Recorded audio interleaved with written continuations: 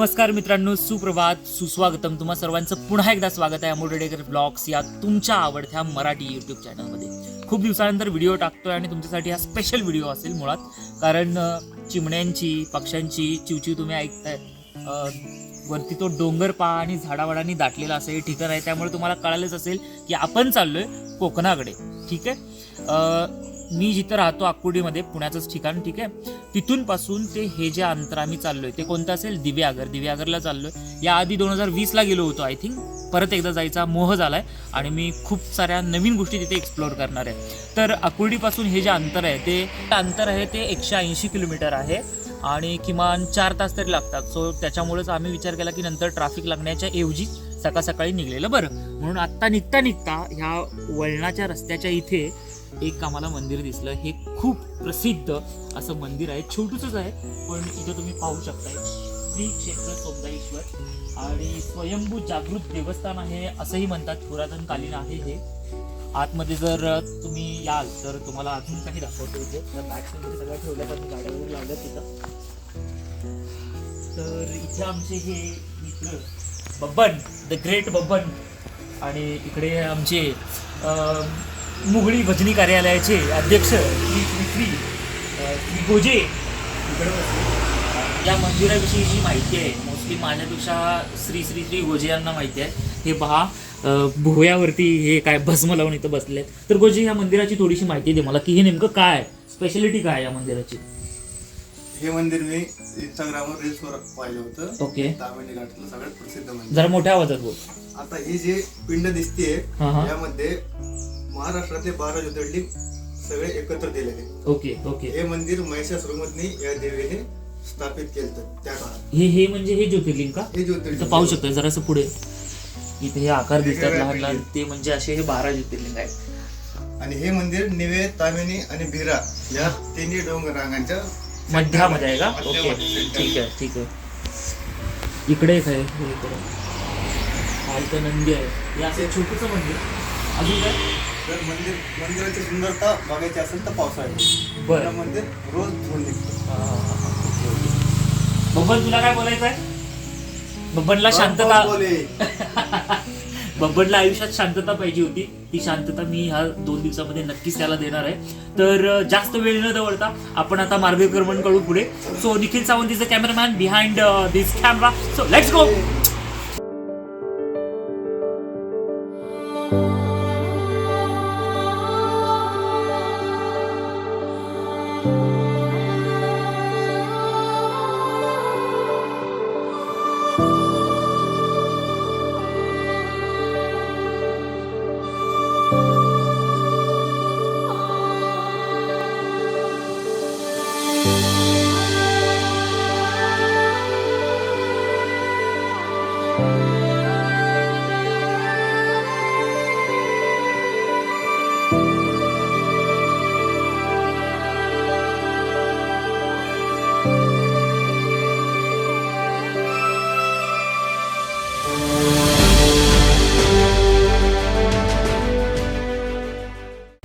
मित्रांनो, पाण्याचा आवाज ऐकते का पाठीमागे? दिव्यागरकडे जाताना हा एक आम्हाला मस्त असा नजारा दिसला. जिथे की मनमोहक असं दृश्य आम्हाला सापडलं. पाहू शकता चहूबाजूंनी झाडींनी दाटले सगळं आणि मध्ये पाण्याची झुळूक आहे. वारं शांत चाललं आहे, थंडगार वारा आहे आणि मस्त असा सीन आहे. तिकडे उडी दिसते तुम्हाला. त्या उडीचा उपयोग कदाचित मागे पाण्यासाठी वगैरे वापरला जात असेल. तर असा हा नजारा आहे. आवडला म्हणून थांबावं असं वाटलं. काय गोजे, कसा आहे नजारा? एक नंबर. गोजे दाखवू तुम्हाला, तो बघा, तो लटकल्यावरती झूम कर. चला, वेळ न दवडता आपण जाऊयात बीचकडे. तर मित्र हो, आत्ता आपण दिव्यागरमध्ये पोहोचलेलो आहोत. आपल्याला ज्या डेस्टिनेशनला यायचं होतं तिथं आपण आलेलो आहोत. थोड्याच अंतरावरती तो बीच आहे, तिथे पण आपण जाणार आहोत, एक्सप्लोअर करणार आहोत. पण त्याआधी आम्हाला स्टे करण्यासाठी एका रूमची आवश्यकता होती आणि ती रूम अशी हवी होती की जी बीचच्या अगदी जवळ असेल, थोड्याच डिस्टन्सवरती. सो तशी एक रूम आम्हाला सापडली आणि तिचा एरिया, परिसर आणि सगळी इन्फॉर्मेशन आत्ता मी तुम्हाला दाखवतो. So please come with me. इकडे पाहू शकता तुम्ही, थोडासा वास्ट एरिया आहे बसण्यासाठी वगैरे. कसल्या कामासाठी ते तुम्ही समजून जा. नारळीची वगैरे झाड आहेत आणि इकडे जर आपण आलो तर भोजे सर कुठं गेम खेळायचं बंद करा आणि आत यायचं. हे रूमचं एंट्रन्स आहे. 1 रूम आहे, किचन वगैरे काही नाही, 1 रूम आहे. इकडं अजून आतमध्ये थोडंसं पाहू शकता, इथे बेड वगैरे दिलेले आहेत. तिथं 2 लोक झोपू शकतील इतकी जागा आहे. आणि खाली अजून थोडे आपल्या गाद्या दिलेल्या आहेत, जेणेकरून इथं अजून एक्स्ट्रा लोक असतील तर तेही झोपू शकतात. आता आम्ही आहोत 4 जण आणि राहणार आहोत एकाच दिवसासाठी. सो ना आम्हाला 1 BHKची जरूरत आहे ना 2 BHKची जरूरत आहे. सो त्यामुळं 1 रूम काफी आहे. पैसे इथे जेवढे कमी करता येतील तेवढे कमी केले आणि ते पैसे दुसऱ्या शीतपेयांवरती उडवण्यासाठी आम्ही यूज करणार आहोत. असा हा एकंदरीत प्लॅन आहे. तर गोष्ट थोडंसं इकडे मला बाकीची इन्फॉर्मेशन पाहिजे थोडीशी, त्या रूम दाखवूयात का? ठीक आहे, चल आतमध्ये ही रूम पाहू शकताय. जरा इथं बघ, फॅन आहे इथे, AC वगैरे काही नाही, फॅन आहे. त्याच्यानंतर बाकी ते पाहतायच प्रशस्त आहे, आरामात 4 लोकांसाठी होऊ शकतं एका दिवसासाठी. then इकडे जर आलात तुम्ही, हे PC वगैरे भेटले आणि माझी फेवरेट जागा इथं आहे. दाखवलं तरी काय नाही, स्वर्ग. ठीक आहे, आणि स्वच्छ आहे, चांगलं आहे, म्हणजे माझ्यापेक्षा चांगलं निघालं. आता दुसरी गोष्ट खूपच इम्पॉर्टंट अशी की ही रूमची डील झाली कितीमध्ये आणि ते रेट्स कसे आहेत. जेव्हा तुम्ही नवीन याल, नवखे याल इथे, तर फसवणारे खूप लोक तुम्हाला भेटतील, जे की ह्या एका रूमची किंमत सांगतील तुम्हाला 2,000, 3,000, 3,500, 4,000 असे सांग, किंवा पर पर्सन कुठेतरी 1,000 सांगतील. ठीक आहे, तर तेच किती जातील, 4 लोकांचे 4,000 जातील. ठीक आहे, तर अशा यांना बळी न पडता तुम्ही पडू नये यासाठी ही अवेअरनेससाठी माहिती देतो असं समजा. तर गोष्ट आपण ही रूम कितीमध्ये डील केली. आता आम्ही इथे पोहोचलो, मोठ्या पार्किंगला गाडी लावली, तर एक एजंट पळत आला आमच्याकडे. राईट. सर तुम्हाला रूम पाहिजे का, रूम पाहिजे का? मग आम्ही त्यांना बोललो की आम्हाला रूम पाहिजे 100 मीटरच्या वॉकिंग डिस्टन्सला बीच साईडला. राईट. ओके, तो आम्हाला घेऊन आला. आधी रेट आम्हाला सांगितलं गेलं 2,000 रुपये. बरोबर, पण आमच्याकडे गोष्ट आम्हाला माहिती होतं एवढा रेट आम्ही काय देऊ शकत नाही एका रूम साठी, ते पण 4 जण एका रूम मध्ये झोपणार. त्यात आम्हाला 4 गाद्या, 4 ब्लँकेट, 4 उशी, बस, बाकी काही नको, बस काही नको. तर 2,000 रुपये एका रूम साठी देणं इथं इम्पॉसिबल आमच्या बॅचलरसाठी द्यायचं नाहीये. पुढे मग कसा बसा करत अर्धा तास डोकं लावून त्याला 1,500 आणला. खूप हुज्जत घालावी लागली, सोपं नव्हतं, कारण की रेट जो आहे तो, आणि ते पण टॅलेंट तुम्हाला शिकून घ्यावा लागेल जर तुम्ही जॉब करताय तर. बोलायला शिका. त्याला मी हसत बोलत होतो शेवटपर्यंत, पण तो 1,500 मान्य झाला.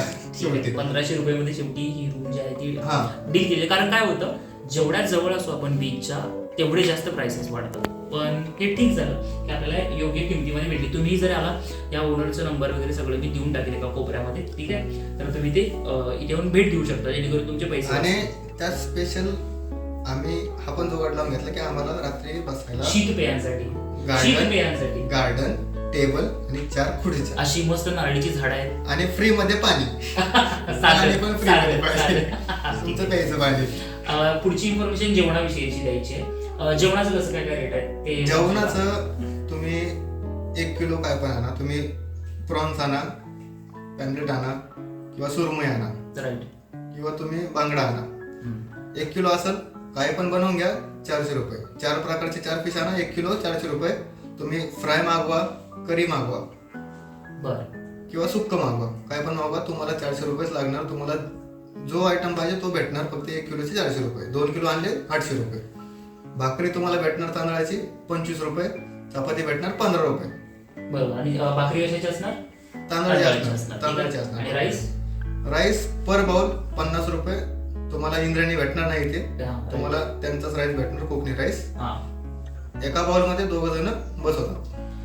आणि हे झालं जेवणाविषयीची इन्फॉर्मेशन. अजून एक गोष्ट आहे जी की काही वेळा काय होतं की रेट्स फिक्स केले जातात आणि त्याच्यानंतर ते व्हॅरी करतात आणि आपल्याला फसवायला. तर त्याच्या आधी ती पण गोष्ट मी त्याला बोलून बसलो तोंडावर की आता जे रेट फिक्स झालाय तोच रेट मी उद्या देणार. उद्या हुज्जत घातली तर मी इथून जाणार नाही आणि पैसे पण देणार नाही. सो मी आताच बोलून घेतलंय.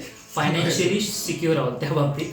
सो ही सगळी इन्फॉर्मेशन होती. परत एकदा तुम्हाला रूमच्या आसपासचा परिसर वगैरे मी दाखवेन व्हिडिओच्या पुढे.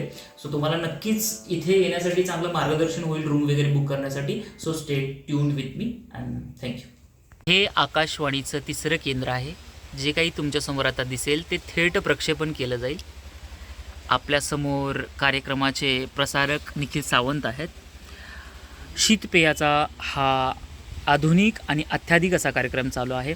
तर निखिल सावंत, आपल्या या कार्यक्रमासाठी कोणकोणत्या मेनूचं आपण आगमन केलेलं आहे सांगू शकाल का प्लीज? सर्वप्रथम आपल्याला भूक लागली होती, हां त्याच्यामुळे हां. आपण बाहेरून थोडंसं हे व्हेज मंचुरियन्स आणले होते. ओके त्याचसोबत आपण थोडंसं व्हेज खाऊन आपण हे करण्यापेक्षा थोडंसं नॉनव्हेज काहीतरी असावं यासाठी आपण थोडंसं चिकन चिल्ली पण त्यासोबत आणलं होतं. ओके आणि सोबतच आपण आणलेली जी कोळंबी म्हणजे प्रॉन्स आपण ज्याला म्हणतो, तर इकडे आपण प्रॉन्स फ्राय आत्ता मागवलेले आहेत आणि मालकाकडून बनवलेले. हां, जे आम्हाला इकडे आल्यानंतर रूम ओनरकडून भेटलेले आहेत आणि त्यासोबत आपल्याला कांदा लिंबू पण भेटलेला आहे. ओके ठीक आहे. अजून काय काय खाणार होतं आपण थोड्या वेळाने? अजून आपण सुरमई आहे ना आपल्याकडं, सो सुरमई आपण खाणार आहे. बाकी बांगडे जर वाटले तर आपण आणू. आता वातावरण बघा कसं आहे वरती, असं शांत थंडगार हवा चालू आहे. मस्त बबण्या वगैरे तिथं आहेत सगळे आणि गोजा वगैरे आहेत, ते नंतर दाखवेन. गोजाला मजा येते. सो थोड्या वेळानंतर बीचवर जाऊ, तेव्हा तिथलंही दाखवेन. Stay tune. मित्रांनो, शीतपेयाची क्रीडा कंप्लीट करून आम्ही आत्ता दिव्यागर बीचच्या पायथ्याशी पोचलो. पायथ्याशी म्हणण्याऐवजी मी म्हणेन दिव्यागर बीचपाशी पोचलो. अनुभव खूप वेगळा आहे. याच्या आधी पण आलो होतो, पण हा अनुभव खूप वेगळा आहे. का तेही सांगतो. दुपारच्या तळतळत्या उन्हात जाण्यापेक्षा संध्याकाळचा मावळता सूर्य पाहण्याची मजाच वेगळी असते. तो व्हिडिओसुद्धा मी अटॅच करेन. पण आत्ता मी माझी सगळी टेन्शन्स विसरून, माझी सगळी कामं विसरून, मीपणाला विसरून इथं या दिव्यागर बीचच्या पायथ्याशी बसलो. ह्या मातीमध्ये, ह्या वाळूमध्ये. तिकडे सूर्य मावळला आहे जस्ट थोड्याच वेळापूर्वी आणि ते मी शांत एकटक बसून अनुभवले. आणि मला असं वाटलं की माझं काम सोडून, माझं दैनंदिन जीवन सोडून माझं एक वेगळं जीवनसुद्धा आहे. निसर्गाला पाहणं, निसर्गाला जगणं हे एक वेगळं जीवन, जे मी विसरून गेलो होतो, ते मी आज अनुभवले. भवन, प्रेक्षकांना आपल्या एकदा हे दृश्य दाखवलं, त्यांना सुद्धा कळू देत की आम्ही आमच्या डोळ्यामध्ये काय साठवलं. फिरणे ही फक्त एक काय म्हणतात त्याला मौज मजेची गोष्ट नाही आहे, अनुभव आहेत हे वेगवेगळे. संध्याकाळची वेळ आहे, सूर्य मावळते आणि आता बघाल की पूर्णतः अंधार साठत आलेला आहे.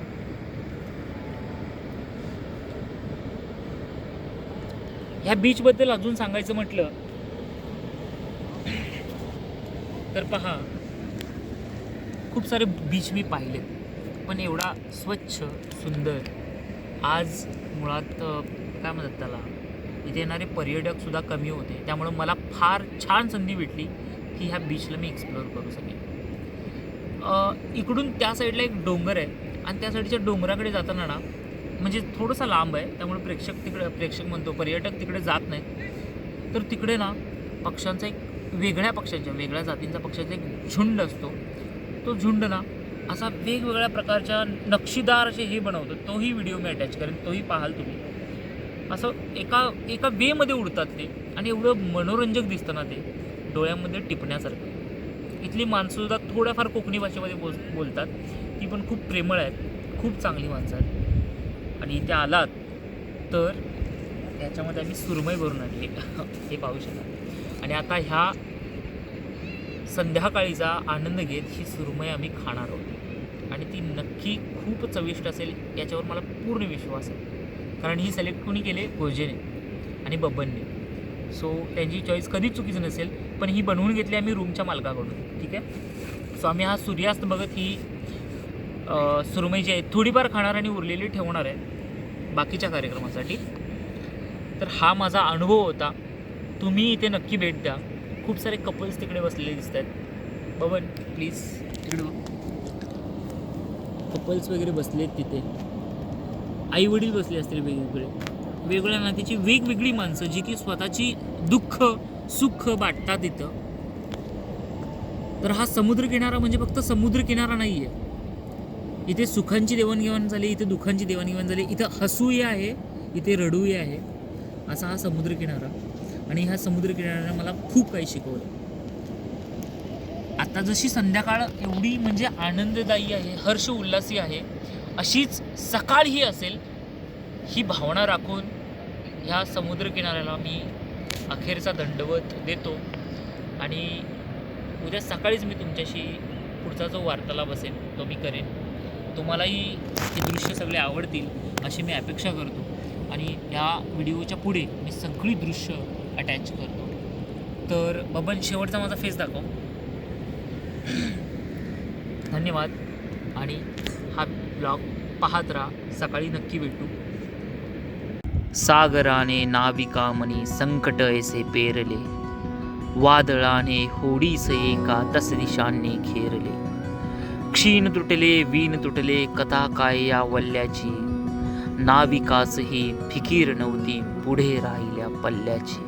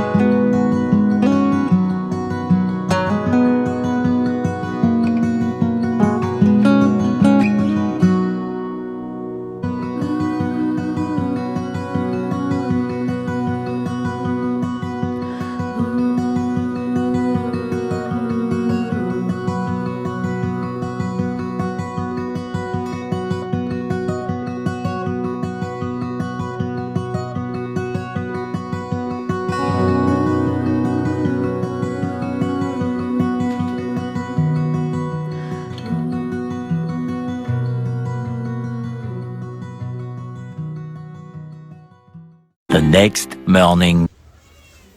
आत्ता सकाळचे सकाळी दुपारचे पण किती, अरे चालू आहे ना की घड्याळ, किती वाजले? 10:30 वाजले. आणि सकाळी उठलो मी आणि माझे मित्र 4 वाजेपर्यंत बीचवरती होतो. काही काल्पनिक कार्यक्रम झाला, चेटकिनीवरती पण डिस्कशन झालं. त्यानंतर आता सकाळी नाश्त्यासाठी आम्ही हे मागवले. काय उपमा बीत काय टाकलं त्याच्यावरती?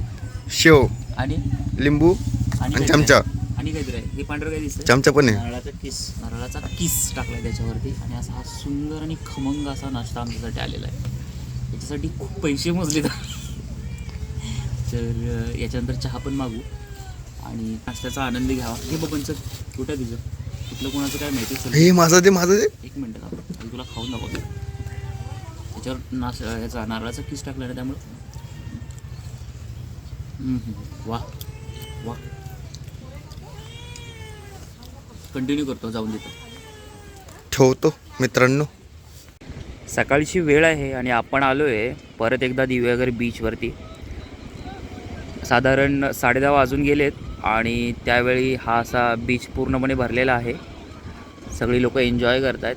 तुम्ही इथे हॉर्स रायडिंग करू शकता, त्यानंतर बाईक रायडिंग करू शकता, एक अजून ते बोटिंग वगैरे आहे तेही करू शकता. सो ओव्हरऑल बेस्ट आहे सगळं, पाहू शकता. सो आता आम्ही काय करणार की त्या ठिकाणी जे दिसतंय तुम्हाला तिथे बसणार थोडा वेळ आणि तिथून हे सगळं दृश्य जे आहे ते टिपण्याचा प्रयत्न करू. गोजे पण आला आहे. So we are going to enjoy this thing at any cost. पाहू.